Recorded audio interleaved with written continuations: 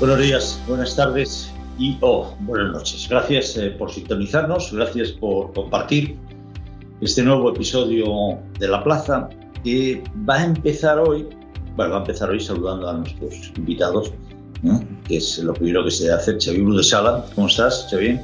Estoy perfectamente, gracias. Se te ve. Miguel Ángel Idigoras, ¿cómo estás? ¿Qué tal? Saludos, Juan, desde San Sebastián.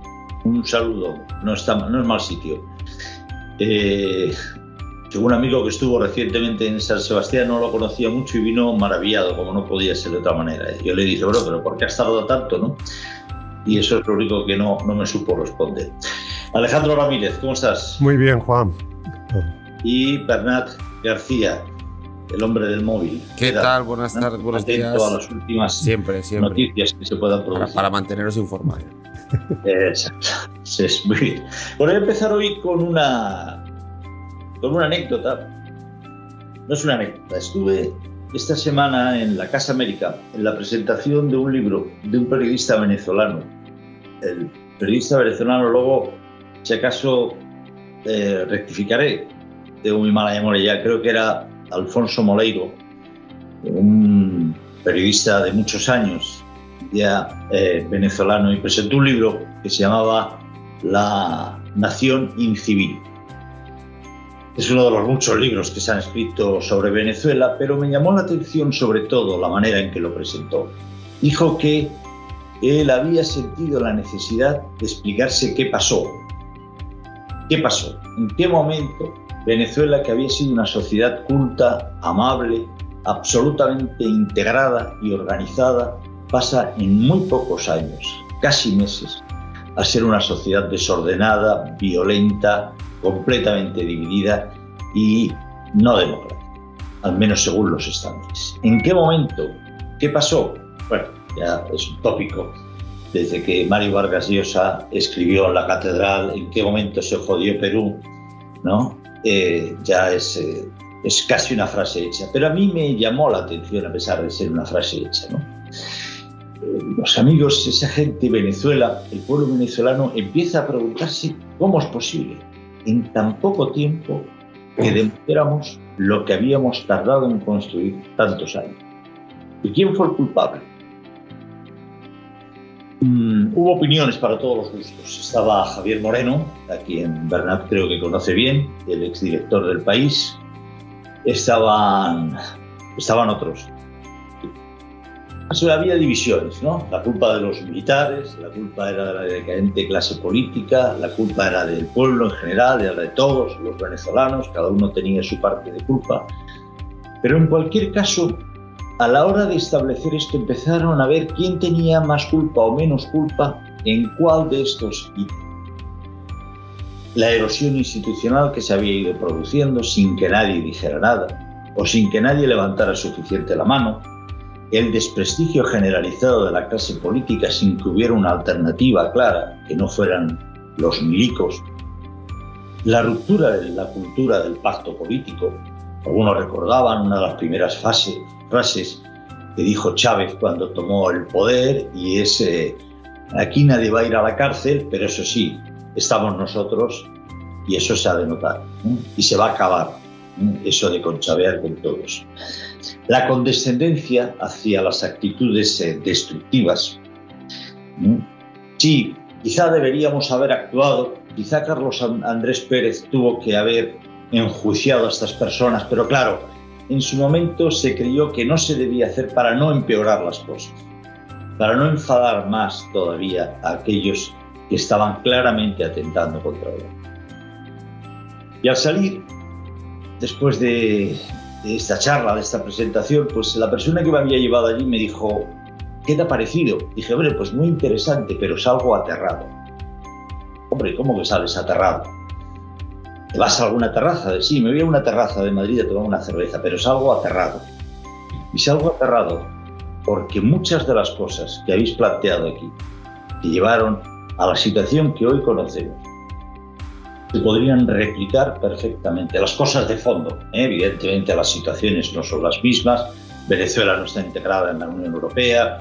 Venezuela tenía una inflación cuando toma el poder Chávez, creo que cerca del 40%. nosotros estamos simplemente en el 9 o en el 8, no es, y los apellidos no son los mismos. Pero muchas de las cosas, el fondo, los sustantivos para definir esa situación se parecen mucho a lo que estamos viviendo. Y quizá en otros países no tan lejanos. Y salí aterrado.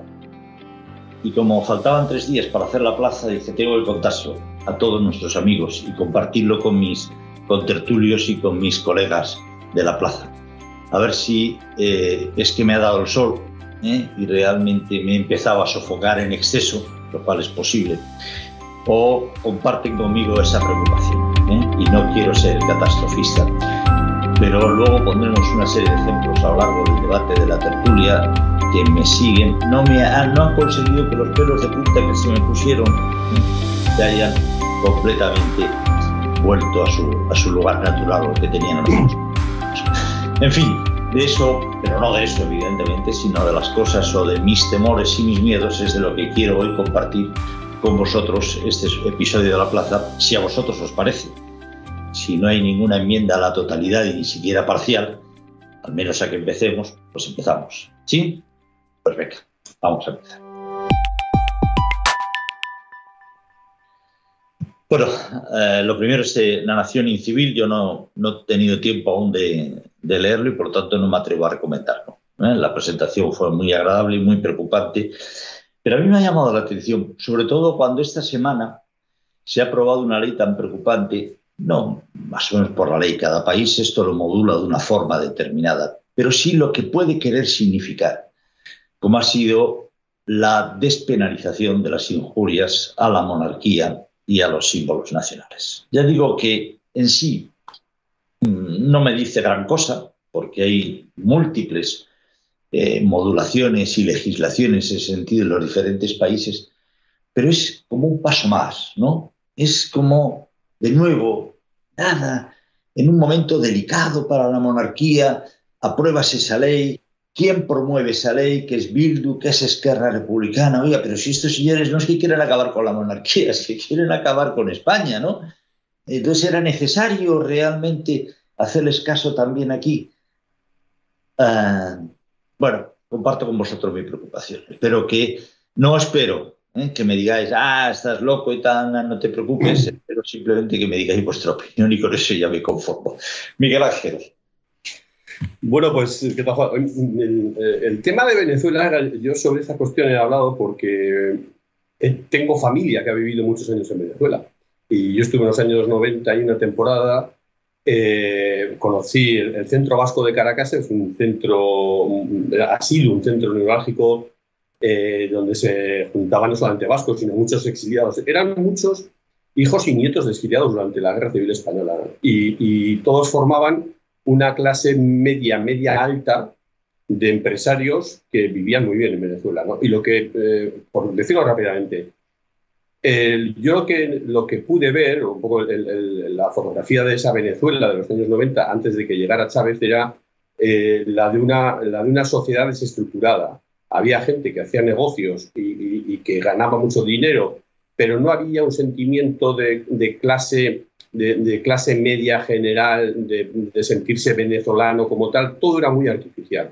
Y llegó Chávez y se tuvieron que largar todos porque iban nacionalizando absolutamente todo y todas las empresas de esta gente se volvieron. Y son muchísimos los vascos que estuvieron en Venezuela y se volvieron. ¿Qué ocurre? Yo creo que España tiene afortunadamente una clase social, una sociedad no tan desvertebrada ni tan desestructurada como lo es la venezolana, y que tiene mucha más capacidad de reacción ante los populismos como fueron el de Chávez y luego el de Maduro, ¿no? Y ante esos populismos, ante la llegada de dictadores militares de ese tipo, yo creo que España en estos momentos tiene mucha más capacidad de reacción. Y luego también, afortunadamente, la izquierda chavista, que ha intentado ganar terreno en España, pues afortunadamente lo está perdiendo, ¿no? Lo está perdiendo y en ese sentido creo que no va a encontrar caldo de cultivo en España. Por eso creo que estamos en una mejor situación. Ahora bien, dicho esto, creo que sí hay un par de elementos que agravan la situación de la sociedad española y que no la tiene Venezuela, que son los nacionalismos. De los nacionalismos que sí intentan acabar con el modelo de lo que es España actualmente, es decir, un proceso constituyente hacia algo completamente distinto de lo que somos, y ahí sí hay dos elementos que creo que son completamente diferentes o distintos que no existen en Venezuela. Es decir, por resumir, somos una sociedad mucho más estructurada, no hay miedo, yo creo, al triunfo de un populismo del estilo caribeño. Yo creo que en España no sería posible, pero hay dos elementos distorsionadores o elementos distorsionadores que son el nacionalismo, los nacionalismos, que ahí sí que se suman al populismo y pueden llevarnos efectivamente a donde creo que nunca deberíamos llegar. Xavier. Bueno, añadiendo a este tema, sobre todo de las sociedades más o menos estructuradas, bueno, yo creo, intuyo, o mejor, esta teoría general de la maldición del petróleo, ¿no? Es decir, que hay países, casi Noruega, pues ha sido ejemplar, aprovechando el petróleo y repartiendo, digamos, los beneficios para todos sus habitantes y incluso para sus hijos, nietos y bisnietos, ¿no? Porque el fondo soberano de Noruega, bueno, es algo inaudito, muy bien gestionado, etcétera, etcétera, ¿no? Bueno, pues para otros es una maldición. Para Irak fue una maldición el petróleo. Es decir, unos beneficios tan altos, una sociedad de que eran 11, 12 millones de habitantes, aquello podía haber sido un país ejemplar y fue lo contrario, ¿no? Y yo creo que entra esta idea, digamos, que decía Miguel Ángel, decir, bueno, yo hago un negocio, pero desestructuradamente de un conjunto, y bueno, pues aquí hay un beneficio, no puedo demostrarlo, pero todo el mundo estamos convencidos de que lo que mantiene en el poder a Chávez y la cúpula militar es que se reparten el beneficio del petróleo, porque de otra manera no habría tanta gente que se tuviera que ir del país para sobrevivir. Hombre, es que son enormes estos beneficios, ¿no? Bueno, y siguen fluyendo. Esto yo creo que por un lado, y por el otro, que también lo has insinuado, es el hecho de estar en Europa. Es decir, por mucho que te desvíes del camino hacia un bienestar general, una competitividad internacional, etcétera, etcétera, por mucho que te desvíes, estando en Europa te vas, digamos, tienes unos raíles con los que no chocas, pero te van más o menos situando. Y yo creo que en este tema situó también lo de que el PSOE haya aceptado, como no ha aceptado otras cosas, esta de las injurias, porque esto en Europa acabaría tumbado o acabará tumbando. No se puede injuriar a todo el mundo y quien te defiende serán los jueces según lo que te digan o te dejen de decir. Pero no por el hecho de ser este o de ser el otro tienes más o menos defensa ante las injurias. Yo creo que esto no es malo para la Casa Real, que se la pueda injuriar, digamos, con las mismas condiciones o las mismas desventajas posibles que a cualquier otro ciudadano. Yo no quería hablar de Venezuela, por lo tanto, algo he hecho mal a la hora de presentar la introducción. Simplemente recordaros que coincide además con un gesto que se ha conocido esta semana, en teoría, que faltaría salvo que me digáis que estoy equivocado, es que Marlaska vetó la presencia del rey en un homenaje a los policías y guardias civiles que habían sido asesinados por ETA. Por si alguien duda que exista o que puede existir en el gobierno una cierta tentación a acorralar aún más a la monarquía como institución, o no. Alejandro, y luego venga. Cuando comentabas las causas que provocaron ese colapso en Venezuela y que relató el periodista venezolano en la presentación de su libro, es verdad que algunos de esos síntomas se detectan aquí, claramente. Antes de empezar la plaza a micrófono cerrado, hablando con Miguel Ángel y Xavi, comentábamos la comparecencia de ayer del presidente del gobierno. ¿Cómo puede alguien ir a mentir con ese desparpajo al templo de nuestra democracia? Y nos quedamos todos tan tranquilos, como si no pasara absolutamente nada. El desprecio a las instituciones, cómo ha dinamitado una institución clave para nuestro país como es el CNI, cómo la está desprestigiando, cómo está acabando con ella. Y bueno, la lista es interminable, ¿no? Entonces, Juan, creo que comprendo que salieras preocupado de esa presentación, porque aunque aquí todavía no está extendida esa enfermedad, y como bien apuntaba Miguel Ángel, es difícil que por la estructura de la sociedad española que se dé, aunque vivimos ese momento de peligro cuando Podemos estuvo a punto de dar el sorpaso al PSOE y se proyectó por encima de los 60 escaños, y ahora, bueno, pues vemos que las encuestas le dan por debajo del 10% ya, ¿no? Pero es verdad que hay un motivo de preocupación, porque si hay algo que define a este gobierno actual es ese desprecio, esa erosión por las instituciones, que parece que no tiene fin. ¿Verdad? Sí, bueno, yo creo que hay una tendencia que está clara, que es que Sánchez se está desgastando muy rápidamente. Esta jugada, esta huida hacia adelante, ¿no? del gobierno, del presidente del gobierno, pues empieza a pasarle factura, ¿no? Y estos días hemos empezado a ver ya encuestas o sondeos donde Pedro Sánchez, no a la marca del PSOE, sino Pedro Sánchez en persona, su persona, digamos, cae en picado, ¿no? Hay con el símil que hacías de Venezuela, ¿no? O de la utilidad de cargarte las instituciones y de por un medio o por un objetivo mayor, se repite últimamente mucho la idea parece que se conforma como el argumentario del gobierno y del Partido Socialista estos días, que es ahora el problema ya no es Cataluña. Nosotros, para una justificación de los indultos y justificación de todos los pactos que se han estado haciendo, que tienen que ver con lo de la corona, etcétera, etcétera, los secretos oficiales, la idea que está intentando remarcar el gobierno es que todo esto se ha hecho y gracias a eso ya nadie piensa en Cataluña como un problema como se pensaba en 2017-2018, ¿no? Pero y ese es su principal argumento, ¿no? Lo que pasa es que, claro, hay una serie de elementos que ellos igual han acortado, digamos, la tensión, o han eliminado la tensión en el corto plazo, pero hay un problema de fondo que hablabais. Oye, ¿está bien de despenalizar las injurias a la corona? No sé si está bien o no. No sé si está bien que se equipare con otro.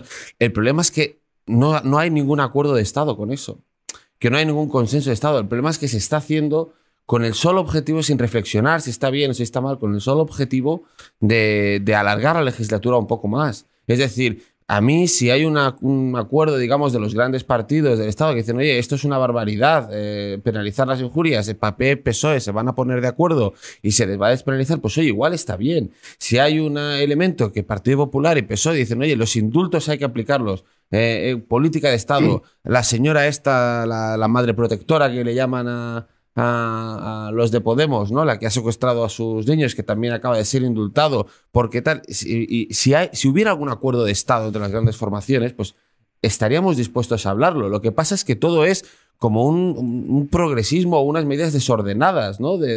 Pues ahora el gobierno está callado, sale la ministra de Igualdad por su cuenta defendiendo un indulto, luego lo de las injurias y la corona nos enteramos que sale en el Congreso porque ha rectificado el PSOE, cambiando el voto que tenía, tal. Es decir, es como políticas desordenadas, sin ningún tipo de reflexión ni sin acuerdo, y que solo sirven para alargar unos meses más la legislatura. Y Pedro Sánchez, yo entiendo que está pensando en qué va a hacer después.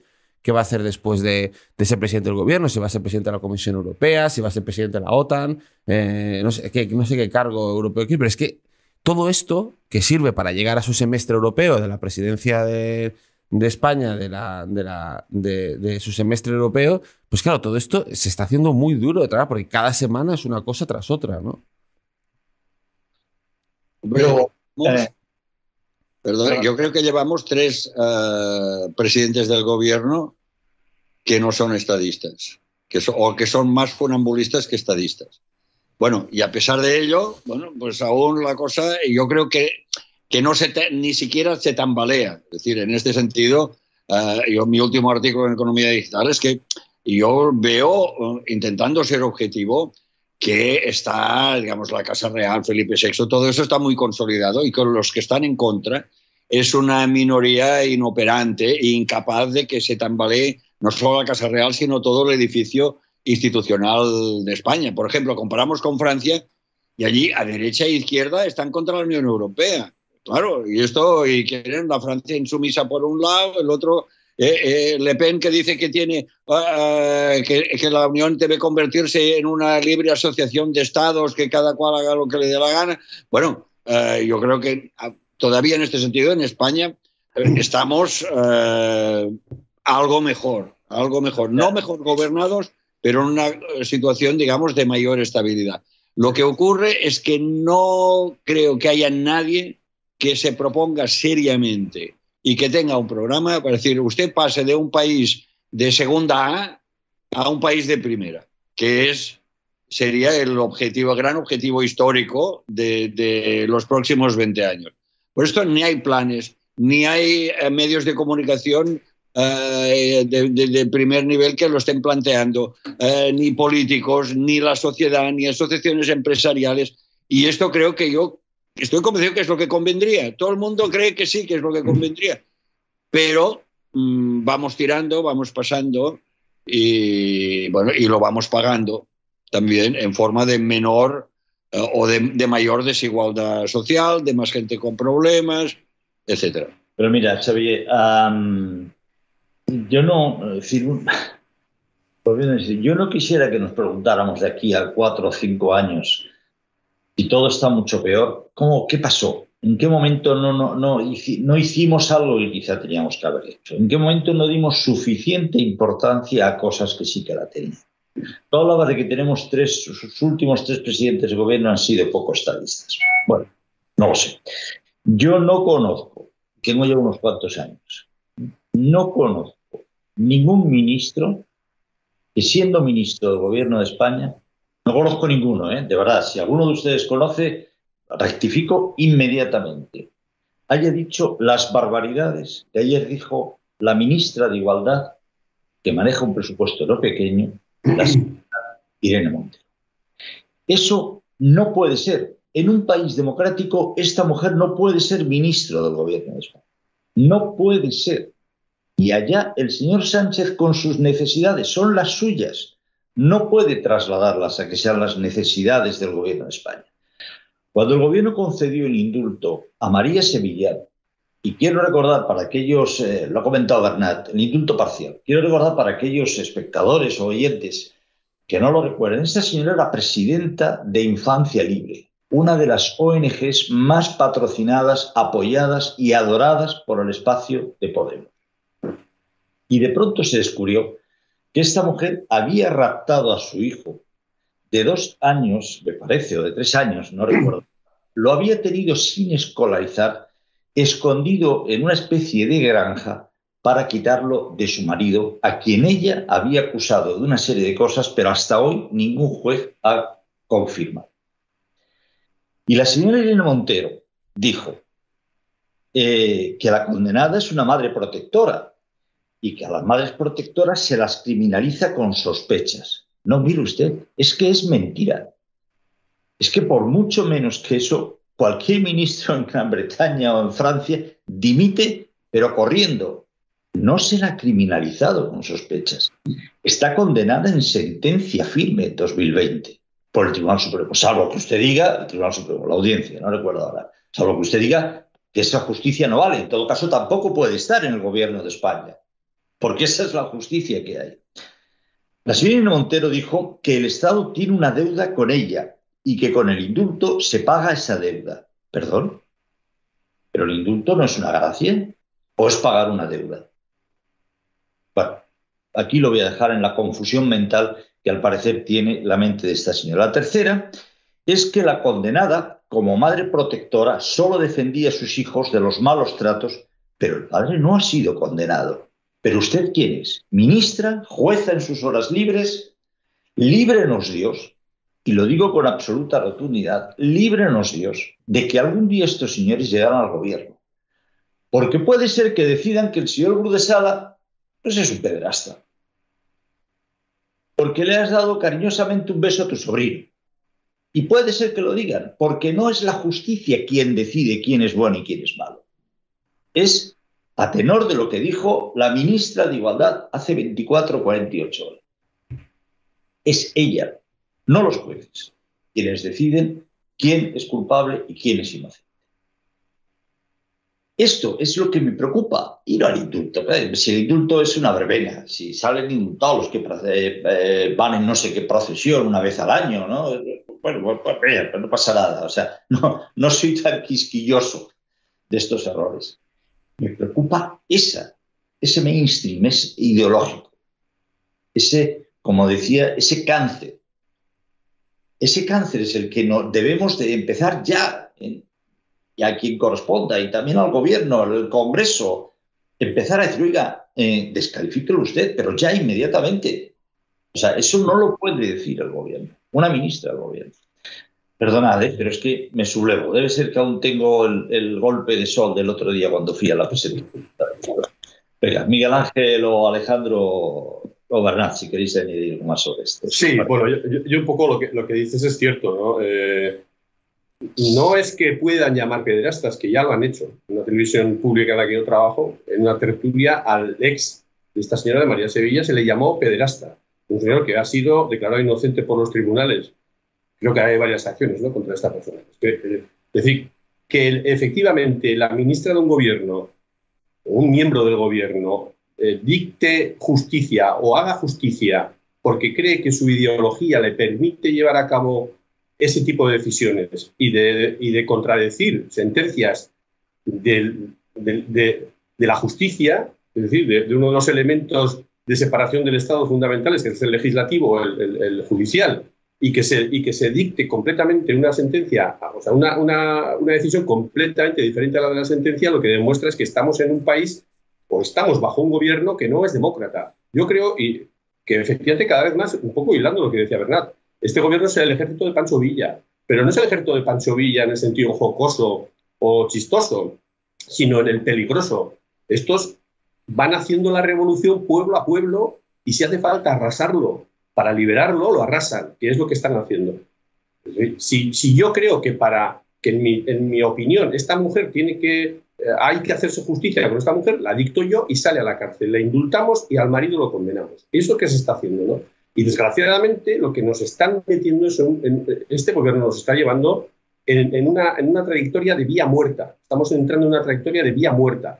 Yo creo que le queda lo que le queda al gobierno. ¿No? Vamos a tener ahora las elecciones en Andalucía, que va a ser la verdadera encuesta, veremos qué es lo que da de sí.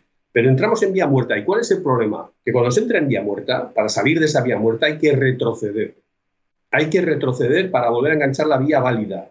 Y ese es el verdadero problema que vamos a tener después. Es deshacer el camino que estamos andando ahora en estos momentos con este gobierno. ¿Qué es lo que va a suponer todo eso? Pues yo creo que es un problema de retraso de mucho tiempo para todo el país. Alejandro. Sí, no, nosotros publicábamos hoy, completamente de acuerdo, publicábamos hoy que Sánchez se va a implicar muchísimo, ¿no?, en la campaña andaluza.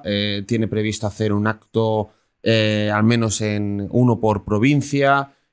Por lo menos puede ser que repita, ¿no? Entonces ahí está un poco lo que estabas hablando, Miguel Ángel, que creo que es importante, ¿no? O sea, claramente Sánchez se juega mucho, se juega porque Espadas, digamos, el candidato del Partido Socialista en las elecciones andaluzas, es una persona de su confianza, ha apostado por él, entonces pues se va a implicar porque es un candidato que conoce muy poca gente, se va a implicar ahí, ¿no? Pero claro, ¿qué se juega Sánchez, no? ¿Qué se juega Sánchez en estas elecciones andaluzas, ¿no? Si tenemos claro que, bueno, que más allá él puede estar pensando en terminar la legislatura para luego hacer otra cosa, no sé, cada vez parece más remoto que quiera volver a presentarse, pero bueno, en este escenario, ¿qué se juega Sánchez? Pues Sánchez se juega a tener mayor o menor tranquilidad en esta segunda mitad de legislatura. No es lo mismo, o sea, yo creo que nadie piensa que el Partido Socialista puede gobernar en Andalucía, todo el mundo da por descontado, digamos, que Juanma Moreno, el Partido Popular, con mayor o menor apoyo de Vox, pues va a reeditar la presidencia. Entonces, ¿qué se juega Pedro Sánchez? Si Pedro Sánchez consigue un PSOE fuerte, digamos, manteniendo el tipo, digamos, respecto a las anteriores elecciones, consigue también, que es una jugada que ellos están promoviendo, que Vox crezca, alimentar a Vox, que esto pueda poner, digamos, en cierto tensionamiento las negociaciones con el Partido Popular, yo creo que le da aire para la legislatura. Es decir, consigue que a sus socios, a sus esquerras, a Bildu y a su gente, oye, yo todavía tengo un poco de mimbre, ¿no? Y una alerta a Feijóo diciéndole, tampoco seas tan fuerte como para tal. Y eso le permitiría a trancas y a barrancas terminar la legislatura, más o menos. En cambio, si el PSOE saca, como tú decías, Miguel Ángel, porque es la encuesta definitiva, si el PSOE saca un muy mal resultado y Moreno, que es un reflejo de Feijóo, del institucionalismo a la andaluza de Feijóo, porque ellos dos han forjado un nuevo partido, se impone con mucha claridad y el PSOE saca... Esto se va a hacer demasiado largo para Pedro Sánchez. Me da la impresión que es un partido socialista en caída libre, con un PP pletórico y con un Vox bajo control, es muy difícil que consigas mantener esa fuerza de gobierno o te van a pedir, Esquerra, Bildu, etcétera, te van a pedir, vamos, la luna para que tú sigas gobernando. Entonces ahí me parece que es una de las claves a tener en cuenta. Alejandro. No, respecto a lo de la ministra, quería añadir primero que me parece inconcebible que un partido de gobierno todavía no haya respetado ninguna decisión judicial que haya sido negativa para alguno de sus miembros. Todas la han cuestionado, absolutamente todas la han rechazado. Un desprecio por la justicia absoluto, ¿no? Y yo les felicito porque que bien, ¿no? Que estén en el lado bueno de la historia ellos, que todos sus miembros, todos sean unas excelentes personas, que ninguna cometa un fallo, ni un delito, ni merezcan ser condenados, ¿no? En ningún momento todos han sido defendidos en masa por los miembros de Podemos, ¿no? Es una maravilla, ¿no? El contar con gente tan limpia y tan honesta y tan honrada en este país, ¿no? Y en cuanto a las elecciones andaluzas, como apuntaba Bernard, es verdad que las encuestas cada vez pintan peor para el PSOE, para Sánchez.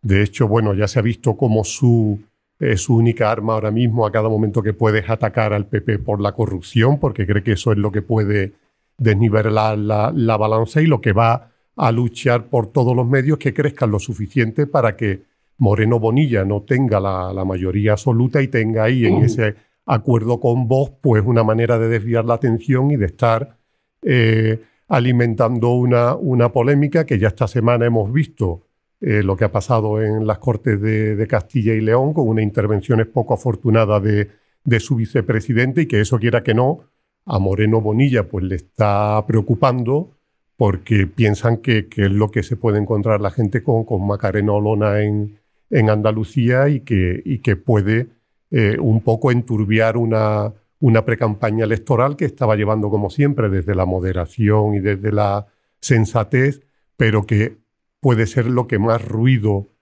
pueda provocar y a lo que pueda aferrarse el PSOE para intentar dar la vuelta a estas elecciones. Bueno, yo creo que entre todos estamos haciendo un buen análisis de la situación y de las perspectivas, más vosotros que yo, que soy un poco más generalista, ¿no? Pero lo que diría es, dejando a un lado lo de la ministra Irene Montero, que puedo aventurar... Es que no está al lado, ¿eh? Profecía que no sé, digo, puedo aventurar una profecía que a lo mejor se cumple, que tiene mucha probabilidad. Es que si hacemos los índices de igualdad, desigualdad, renta per cápita, renta familiar disponible, estoy convencido de que el día que la señora Irene Montero deje su ministerio, habrá más desigualdad objetivamente en España que el día que tomó posesión del ministerio. Convencidísimo. Y creo que ningún economista me diría que voy en sentido contrario, ¿no? Por lo tanto, es una presión bastante exacta. Más desigualdad el día que usted se va que el día que usted quede. Ya puede lanzar discursos de madres protectoras, decir que la justicia no vale porque lo que vale, etcétera, ¿no? Pero ahora voy a lo siguiente, que realmente lo de la vía muerta, claro, puede durar mucho tiempo. ¿Sabes que hay un hashtag, ¿no? Hay un hashtag de mujeres en Twitter que es "no en mi nombre", a raíz de lo de la señora Sevilla. No en mi nombre. Claro. Perdona, porque decías de lo de la desigualdad. Bueno, pues yo veo ahora las andaluzas como más que unas primarias, porque unas primarias, digamos, de las primarias a las verdaderas, puede haber variaciones, pero tal como creo que estamos viendo las andaluzas, es más que eso. Es decir, si realmente el PP consigue sus objetivos, Vox no sube mucho y Juanma Moreno, digamos, se consolida como un personaje que al mismo tiempo apuntala ya de una forma muy decisiva a Feijóo. Esto no tiene, se puede alargar más o menos, pero esto no tiene vuelta atrás. Y por lo tanto, actuando en consecuencia por pánico, porque así como él pensó que abandonar a su candidato en Madrid pues no tenía consecuencias negativas para él, más bien lo contrario, si la apoyaba, pues se haría partícipe de la derrota. Aquí ya le ha entrado pánico y ve que si realmente lo de Madrid se repite en Andalucía, está condenado políticamente, aguante lo que aguante como presidente del gobierno, ¿no? Y por tanto va ahí a salvar los muebles que se puedan. Si salva más, si salva menos, esto lo veremos el día de las elecciones. Pero lo que va es con pánico a salvar sus muebles. Y cuando la preocupación de un presidente del gobierno es esta, y cuando yo seguí muy de cerca las elecciones francesas y se veía perfectamente que las preocupaciones de Macron se traducían en políticas, en medidas políticas claras. Es decir, ahora hace falta una parte de los votantes de Melechón, pues les doy algo positivo, algo que es político, algo que van a ver al día siguiente traducido en hechos. Y en cambio, este hombre, cuando ve que está todo peligrando, lo que va es ahí a remar, a salvar muebles, pero no tiene una medida política que oponer o que contraponer a la situación, a su propia situación, ¿no? Y yo creo que esto realmente es especialmente grave y que esto se pagará no como en Venezuela, pero se pagará con más pobreza general en España, sobre todo cuando Europa deje de pagar como está pagando ahora, ¿no? O de subvencionar la deuda de esta forma. Miguel Ángel, ¿tienes algo que añadir? Sí, bueno, un poco en la misma línea, ¿no? Yo creo que estamos, todos creo que conocemos ya, hablo todos, digo, la sociedad en general, ¿no? Que estamos con un gobierno que se especializa sobre todo en los golpes de efecto, en la propaganda, ¿no? Y son auténticos artistas en eso. En la comparecencia en el Congreso de Sánchez, lo que decía Alejandro fue vergonzosa, ¿no? Le preguntaban sobre el CNI y estaba hablando de la corrupción del PP, ¿no? Y en eso yo creo que vamos a estar así durante meses. Vamos a ver efectivamente qué resultados hay en Andalucía, si esto es un golpe, llega luego la cumbre de la OTAN y ahí vamos a ver cómo se va a maquillar absolutamente todo esto. Yo lo dije el otro día de broma en Twitter y decía, bueno, lo de los indultos y no los indultos, esto es una cortina de humo para tapar lo de Mbappé, ¿no? Vamos a encontrarnos con que no ha pasado nada en Andalucía, aunque sea un golpe morrocotudo, y volveremos a entrar en que tenemos un gran presidente estadista en el que, lo decíamos antes, Biden va a decidir el futuro del mundo junto con Pedro Sánchez, ¿no? Y ahí seguiremos y aguantaremos un tiempo, ¿no?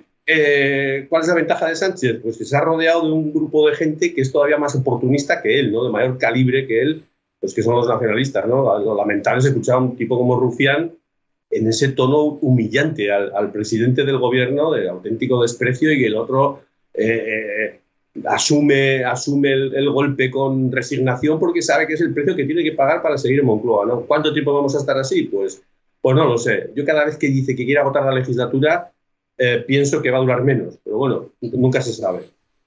Yo creo que un personaje como Gabriel Rufián, no Artur Mas, ni siquiera Puigdemont, ni evidentemente Pujol, ni Roca, Gabriel Rufián, le mire desde la tribuna de oradores en un plano picado. Hemos hecho televisión, y le mire desde la tribuna de oradores con ese desprecio, y cuando se pone a actuar Gabriel Rufián, no crea que nos ha convencido, como personalmente, y el otro como una ovejita y poniendo ojos de cordero degollado.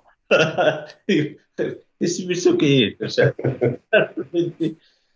Bueno, pues decís que con la medida de igualdad no va a haber más igualdad, decía Xavier Bru de Sala, pues con el gobierno más progresista de la historia de España. Autodefinición, no tengo claro que los trabajadores vayan a salir más beneficiados. Yo os voy a dar un par de titulares que he visto en la prensa por ahí. Uno ya es, ya lo sabemos, y cuando las cosas son tan bestias, pues incluso perdemos un poquitín de sensibilidad para hablarlo. Pero los últimos boletines del Banco de España ya contabilizaban que la deuda de las administraciones, empresas y hogares, no solo la deuda pública, triplicaba ya el valor del Producto Interior Bruto. Deberíamos estar creando durante 3 años consecutivos riqueza sin recibir nada, absolutamente nada a cambio, simplemente para pagar el capital, la deuda, no los intereses. 3 años seguidos produciendo. Triplica el valor del PIB. Y lo otro es un cálculo que ha hecho un titular del Mundo que parece que está bien pillado por ahí. Y bueno, vamos a ver cómo estamos respecto de antes de la pandemia. Pues los empleados, a los que con esas subidas del salario mínimo interprofesional, esas subidas, etcétera, las pensiones, cobran 2.246 millones menos que antes de la pandemia y pagan en IRPF 7.714 millones más. Gobierno más progresista de la historia. Hablo de empleados, no hablo de empresarios. Hablo de los empleados. Están atados a un sueldo. Bueno, Alejandro, no, que vimos a Pedro Sánchez esta semana en Davos también, ¿no? Contando todas las ventajas de la economía española, ese resurgir, ese que hasta el presidente de Davos le preguntó cómo era el milagro económico español. Yo no sé si se lo dijo irónicamente, porque el milagro es que fuimos el país que más caímos durante la pandemia, el que más tarde se va a recuperar, el que tiene más deuda, el nivel de paro más elevado. Y hay otra cifra también que vi, creo que fue en Economía Digital, con la morosidad de las administraciones públicas, que cuando Cristóbal Montoro hizo ese plan hace 10 años era 90.000 millones de euros, creo, y ahora está en 110.000. Y no hay ningún plan por ahí a la vista, ¿no? Que eso supuso para las empresas y para todos los proveedores pues un alivio tremendo, ¿no? Recuerdo que ese momento y fue algo muy, muy celebrado, ¿no? Y eso sigue ahí acumulándose, ¿no? Entonces, este mundo paralelo donde viven, donde hemos visto cómo el Banco de España insiste, la Comisión Europea, que no hay ningún plan, que se están basando todo a la recaudación fiscal y al poco rebote económico que pueda haber, pero es que no hay ningún plan para sanear las cuentas españolas y todo el mundo se lo está echando en cara. Y dentro de nada tendremos también una votación con el plan de pensiones público que está diseñando Escrivá, que también está en una situación límite porque quiere forzar a los empresarios que asuman ese plan sin ningún tipo de ventaja fiscal. Y en un país de pymes como el nuestro, eso es insoportable en estos momentos. Entonces estamos viendo una situación tan caótica, tan complicada, que vaya a Davos a hablar del milagro español, pues no sé. A mí me gustaría ver el menú, o sea, el portfolio de precios, el catálogo, cuánto cuesta. Que tienes a la Comisión Europea diciéndote que España, que tienes un problema muy grave de deuda y de paro. Que tienes al Banco de España alertando de que tu economía no tira, que está embarrada, que se está separando todavía más del objetivo de recuperar niveles prepandemia. Tienes a las patronales y a todos los organismos de economistas nacionales también, y la IREF diciendo que tu plan de estabilidad tiene graves deficiencias. ¿Cuánto cuesta ir a Davos y que te pregunten que cómo es lo del milagro español de la economía? O sea, ¿cuánto dinero es? No lo sé, pues ya sé que yo no lo voy a pagar, pero no sé qué son. Es decir, 1.000 euros, 200.000 euros y tal. O sea, lo vamos a pagar, pero ¿cuánto cuesta esto? Porque me pareció del rollo, bueno, madre mía, qué campaña, ¿no? Y efectivamente, y estamos así, y estamos todavía esperando a ver lo del tope del gas. A ver todavía que lo aprueben. El presidente who delivers, ¿no? I'm a president who delivers. Decía este buen hombre, ¿no? Decía hace un año, tal, no sé qué. Bueno, pues el Deliveroo, estamos esperando a ver todavía lo del tope del gas. Estamos esperando a ver, no sé, ¿qué pasa con si va a pactar las medidas anticrisis, si no? Sí, pero lo de Davos, sí. El golpe de efecto que decía, no sé si decía Xavier o Miguel Ángel, sí, golpes de efecto. Claro, pero ¿cuánto cuesta? Eso es lo que no sé. Ocurre, verdad, que el milagro español, claro que existe. El problema es el entorno, la culpa es del mundo. Sí. Claro. La culpa siempre viene de fuera, ¿no? Que esto llevamos una enorme tradición. ¿De dónde vino el virus? ¿Quién le mandó a Putin a volver a la guerra en Europa? Bueno, pues, oye, mira, circunstancias desgraciadas las hay para todos, pero unos salen mejor y otros salen peor. Y los que salen peor, no estaría muy bien que digan que lo que han hecho es un milagro porque han salido peor. Porque los que salen mejor se abstienen de decir que esto es un milagro. Simplemente se ponen una pequeña medallita para decir, bueno, pues todavía pues hemos la zozobra no nos ha llevado a ningún naufragio, ¿no? Bueno, pues eso también es un síntoma de lo primero que decías. Es decir, cuando tú mismo eres capaz de decir que siendo el peor de la clase tienes matrícula de honor, no vamos bien. Lo único que no estoy de acuerdo con Bernat es cuando decía que él no lo va a pagar. Yo creo que sí. Claro, Sí, no, Va a no, pagar, sí. me ha costado eso. Sí, no, decía para mí, o sea, para yo ir a Davos y que me pregunten, bueno, ¿y el milagro de economía digital cómo lo ha hecho usted? O sea, esta publicación, ¿cómo es? Yo no tengo dinero para conseguir eso, pero como contribuyente, efectivamente, sí lo vamos a pagar. Hay una anécdota que me gusta mucho contar y quizá ya lo habéis escuchado y me repito. Y es que cuando, después de la unificación, el alcalde de Berlín era una ciudad absolutamente arruinada, como no podía ser. Aparte que había 2 óperas, 2 teatros nacionales, todo estaba duplicado, y en algunos casos más que duplicado. Y estaba absolutamente arruinado. Y entonces inventó un eslogan para promocionar la ciudad que era Berlín es sexy. Entonces se presentó, fue con este eslogan y con un plan para recuperar la ciudad, a pedir dinero, lógicamente, al Bundestag alemán, a decirles, mire, necesitamos y tienen que ayudar a la capital. Entonces uno de los austeros diputados alemanes le dijo, ¿ha dicho usted que Berlín es sexy? Sí, es que Berlín tiene mucha potencia. Y Berlín es sexy, no necesita dinero. Entonces, le tenía que haber contestado al señor del milagro español, oiga, si usted lleva ese milagro en las manos, ¿para qué quiere que le demos dinero? No lo necesita en absoluto.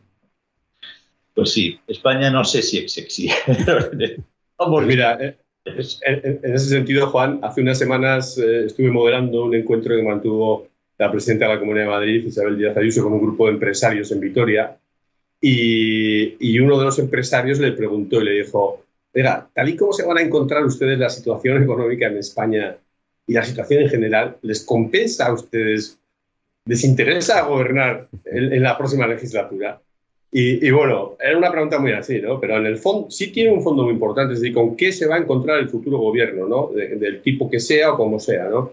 Y yo sé que hay mucho electorado en general que lo que piensa es que cuando la izquierda o el Partido Socialista en concreto gobierna en España, la situación económica se queda hecho un solar y tiene que venir la derecha a meter a España, que está averiada, en el taller de reparación y hace una chapuza económica y para que volvamos a seguir tirando adelante durante un tiempo, ¿no? Yo no sé si eso va a servir más adelante. No sé si Feijóo gobernará y si al PP le va a tocar lidiar con esta situación, pero creo que España, la sociedad española va a demandar algo más que un arreglo económico para seguir tirando adelante, ¿no? Va a hacer falta, yo creo, reformas mucho más profundas para que este país levante cabeza. Yo quiero recordar... Estoy de acuerdo contigo, pero creo que no las va a haber, no va a haber capacidad ni de... Porque hay que consensuarlas, estas reformas en profundidad. No hay capacidad. En este sentido, seríamos más venezolanos de lo que de lo que vamos a ser, ¿no? Pero, digamos, las derivas están, las derivas psicológicas, las derivas, digamos, mentales, las ganas de darle al rival, las ganas de mantenerse a cualquier precio. Todo esto, digamos, de fulero político, todo eso está. Pero ya será mucho si nos quedamos más o menos como estamos, Y que es lo fijaos, que va a ocurrir en los próximos 10 años. Más o menos como estamos. Pero mucho mejor, seguro que no. que pensaba en lo de, justamente para vincular un poco en el debate económico este que estáis diciendo, pero yo, que como ciudadano, pues ponemos a parir, ¿no? Ponemos a caldo a la ministra Montero, Irene Montero, Pero hay que reconocerle en su valía política que es, de repente, de ser una persona con los indultos y la ley trans y la ley del aborto, la ley del sí, el sí, ella ha metido la directa, ¿eh? O sea, Podemos está desaparecido del gobierno. O sea, todas las intenciones que tenía para, digamos, el yolandismo, Yolanda Díaz, que no se sabe exactamente si es de Podemos o no es de Podemos, está absolutamente diluido. Y la figura, o sea, el tanque cultural, de guerra cultural, ahora mismo de Podemos, es Irene Montero, que ha cogido su ministerio y ha dicho, yo tiro a saco como Hernán Cortés. O sea, yo voy a machetazo limpio por aquí, por el terreno de la identidad y de la igualdad y del feminismo. Voy a arrasar con todo lo que había y voy a implantar, porque este es mi caballo de batalla. Y mientras los otros estamos discutiendo de si Sánchez si Yolanda hay que crear la tasa Iberdrola o hay que crear la tasa Inditex, y si Yolanda hace un proceso de escucha para la economía tal, que no sé, esta mujer, y Podemos ha dicho, sí, haced lo que queráis, pero yo voy a cambiar radicalmente y voy a quemar, o sea, tierra quemada. O sea, nada de lo que había va a existir, porque tú ves el logo del Ministerio de Igualdad está en todas partes y además está en actos políticos, en actos de Podemos, o sea, está... Bueno, dinero tiene de sobra dinero, para que esté totalmente. Pero es una que políticamente, dentro de lo que yo creo que está mal, ¿no? Como ciudadano, pero la valía política de alguien que pensábamos que no estaba ahí ha tenido muy claro lo que tiene que hacer y vamos, y lo está haciendo porque cada semana es una. Ha acelerado la agenda podemita en términos de feminismo y tal, y de derechos o abortos y historias de estas, y es que vamos, políticamente es muy relevante. Yo me recuerdo... Decide lo de la menstruación, acaba abriendo los telediarios.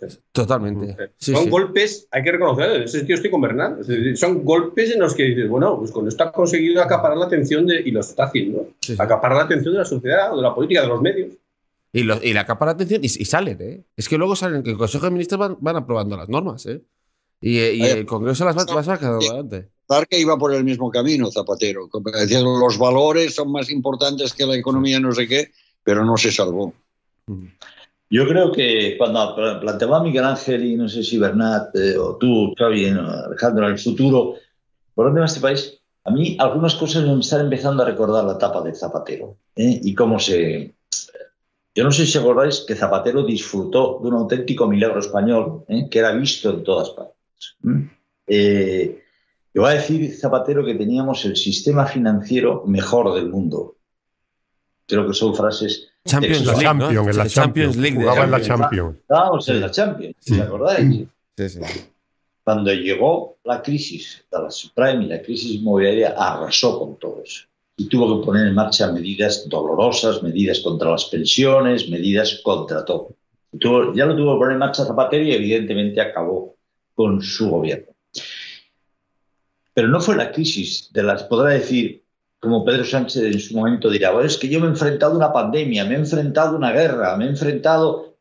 Sí, mire usted, pero es que Zapatero se enfrentó ciertamente a una crisis de la subprime, a una crisis financiera mundial importante, pero es que con Zapatero los consejos de administración de las cajas estuvieron trufados de cargos políticos retirados, que les importaba un pimiento la administración y la rentabilidad de esas sociedades en las que estaban, en general, y que se dedicaban a cuidar sus rebañitos. Y no hizo nada para cambiar ese sistema de gobierno. Por lo cual, aquellos polvos, estos lodos, tuvo que intervenir el sistema financiero español, etc. Y nos salvamos por los pelos de una intervención de Europa. Pero no está escrito que no tengamos que pasar lo que ha pasado en Grecia. No está escrito. Ojalá no sea así. No, y otra cosa. Yo me temo que Zapatero que Sánchez acabe diciendo, es que me he enfrentado a una guerra, he enfrentado a otras cosas. Hombre, sí. Vamos a ver. Usted ha subido contra todo criterio y ha sido incapaz de llegar a un pacto de rentas. Usted ha disparado el empleo público en lugar de favorecer el empleo privado. Usted ha disparado la deuda de las administraciones públicas. Usted ha tenido el tema del CNI. Usted ha tenido lo de Cataluña concediéndoles, ignorando la ley con lo del 25% del castellano. No, mire usted. Si usted algún día es echado del gobierno, no será por la crisis, no será por la guerra de Rusia. Eso es mentira. La guerra de Rusia, evidentemente, no habrá favorecido una serie de cosas, por supuesto. ni tampoco por la pandemia. La pandemia, por cierto, que he leído recientemente, creo que en Economía Digital, que el Tribunal de Cuentas consideraba cerca de al menos un 20% o no sé cuántos por ciento de las decisiones del señor Illa, al menos cuestionables, ¿no? Bueno, y a la vez que el primo de Almeida ha salido absolutamente absuelto o desimputado o sin llegar a ser imputado por los tribunales, pero eso no sale en los criterios. ¿Queréis comentar algo más? No sé si Miguel Ángel, Xavier... No, quería añadir al recuerdo de Zapatero que hay otra cosa que a mí me está recordando esa época y son los precios inmobiliarios. Hace unos días acompañé a una amiga que tenía que alquilar una vivienda y los precios que me encontré, pero ni en los tiempos de la burbuja, ¿eh? Una cosa impresionante. Y si compras una vivienda, pues lo mismo, ¿no? Y estamos a las puertas de una subida de tipos que ya se está reflejando en el Euribor y las hipotecas se van a encarecer y bueno, ahí se está gestando un tema preocupante. Venga, Miguel Ángel, Bernat, para ir acabando. Bernat, ¿queréis comentar algo? No, Miguel Ángel. No, poco que añadir, ¿no? Lo que decía Alejandro es cierto. Yo creo que podemos tener un otoño, bueno, siempre se habla de un otoño caliente, ¿no? Pero yo creo que con la subida de los tipos de interés, vamos a ver qué decide el gobierno con las pensiones. Eso de que las pensiones vayan con el IPC y demás, vamos a ver si al final el ministro acepta eso, porque va a ser muy complicado. Yo no sé si Europa le va a dejar, lo hablamos el otro día, yo creo que va a ser complicado. Y eso también va a ser, no digo la puntilla, pero otra muesca más en el camino de deterioro que va a llevar Sánchez de aquí hasta que tenga que convocar elecciones, ¿no? Así que va a haber un deterioro. Bueno, yo no sé, Miguel, si estamos o no estamos en Villamuerta, pero que vamos a llegar al otoño traqueteando y en zigzag, creo que esto está muy claro, ¿eh? Traqueteando y en zigzag. Sin duda, sin duda. Y que habrá que implementar medidas, no tengo ninguna duda. Ninguna duda. Ninguna casa, familia, empresa ni particular se endeuda en 3 veces lo que es capaz de producir en un año y no pasa nada, no tiene que hacer nada. Eso es irreal, eso es mentira. Vamos, no es que, como la señora Calvo dijo, que el dinero público no era de nadie, ¿no? Es decir, no, al final sí. Y además, sobre todo, es de los ahorradores alemanes y holandeses que te lo prestan. Y que te lo tienen que prestar cada vez porque evidentemente necesitas financiación exterior, porque además España es uno de los países que menos se financia con recursos internos, con financiación. Los italianos, por ejemplo, acuden mucho más a la deuda de su gobierno y la secundan. Pero en fin, placer, evidentemente, Bernat, Alejandro, Miguel Ángel y Xavier. Sobre todo nos despedimos en YouTube. Y os pido simplemente que para nuestros oyentes de audio pues aguantéis un poquitín más. En YouTube ha sido un placer. Gracias. Sigan dándole la tecla de descargar, visionar o como se diga. Nosotros vamos a intentar trabajar para que ustedes lo disfruten. Muchas gracias.